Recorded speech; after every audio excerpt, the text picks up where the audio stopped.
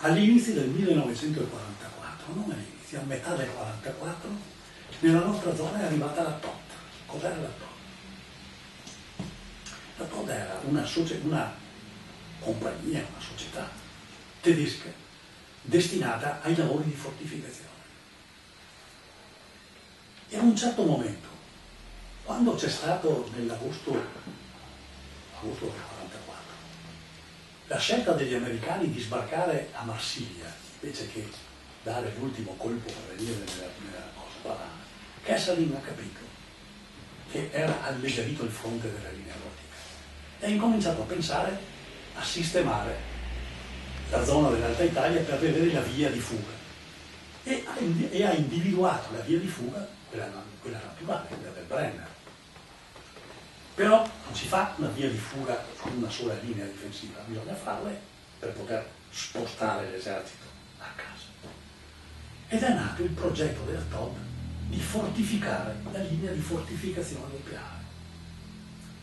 Ci sono state migliaia di persone impegnate nella fortificazione del Piave, che veniva fortificato sia nella sponda destra che nella sponda sinistra, quindi una vera e propria linea difensiva.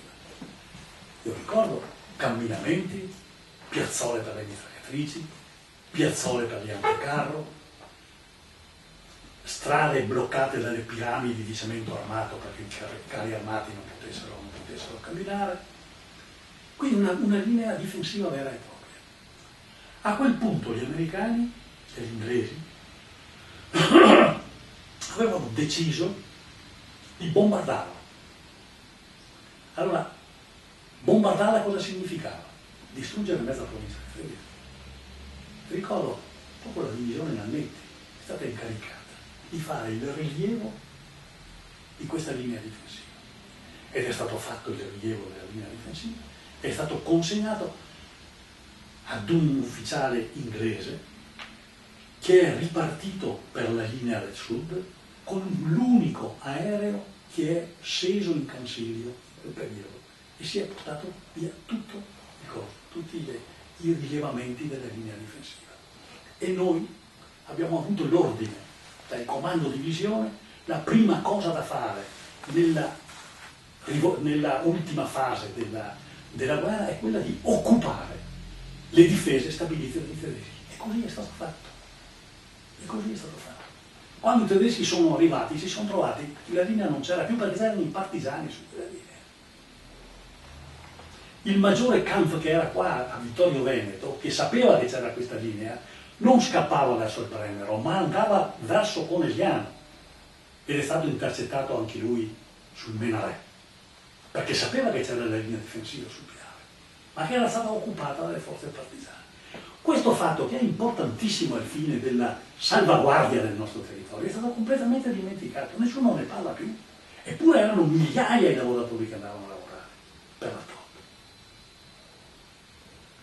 Se non avessimo occupato quelle linee, se non ci fosse stata la battaglia partigiana degli ultimi giorni che sistemava queste cose, la provincia di Treviso, pensate per un attimo soltanto che i tedeschi avessero potuto fermarsi per 15 giorni, noi avremmo avuto terremotati dai B-29 americani, le fortezze volanti, avremmo terremotata il centro della provincia di Treviso. Nessuno parla di queste cose, i partigiani sono cattivi, hanno rubato, hanno fatto l'ira di Dio, nessuno dice che cosa è fatto, nessuno dice che dopo la guerra quasi tutti hanno dovuto prendere la valigia e andare all'estero per guadagnarsi un tozzo di pane, nessuno dice queste cose e ci hanno messo tutti un po' di cose, i fascisti, i preti che erano preoccupati per il godo, per il comunismo che voleva venire avanti. E qua non soltanto la gerarchia ecclesiastica, anche i preti delle nostre parrocchie predicavano contro i partigiani, contro questo. Queste cose comunque noi le dobbiamo ricordare per un solo fatto. Abbiamo servito la nazione quando c'era bisogno, abbiamo salvato la patria dai tedeschi e dai fascisti, abbiamo regalato al popolo italiano la Costituzione italiana. Oggi dobbiamo solo, il nostro compito è solo di difendere la Costituzione italiana e di aiutare le giovani generazioni a difenderla perché non si tornino più a quei tempi.